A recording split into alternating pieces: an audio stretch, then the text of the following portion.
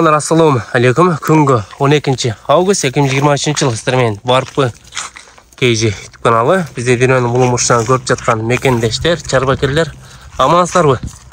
Ондар сіздерге жоғын жолпы келген жаш, жаңыл екітішке өткен ұрықты қочқырлар туралы малымат бере кетсек, малыматты айғандардың OPS-мен байланышып сатывастар болады. Сіздерге жақшы чағылдыр берсек, құлақбаштарыны, құйрықтарда өте сонын екен, барына разрез бар, асылған емес, тек наштанған жақшы ұрықты қочқырлар, жоғындықтарын қараңыздар.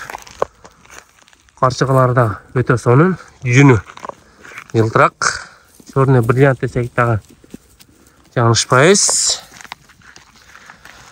Лайкты басауыз, туғандар.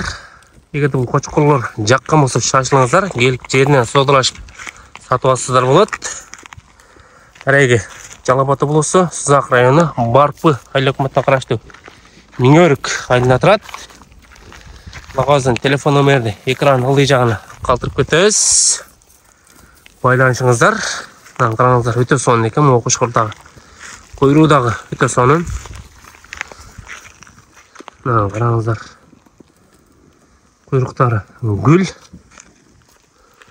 Ондар бұлардың балары да өте жақсы шығып жатады. 65 күннен азмас кем бар дейді. Таңдап белгілеп жөнөтө беріңіздер.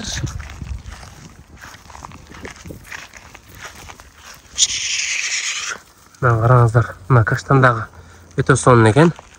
Құйрығыдағы өте жақсы.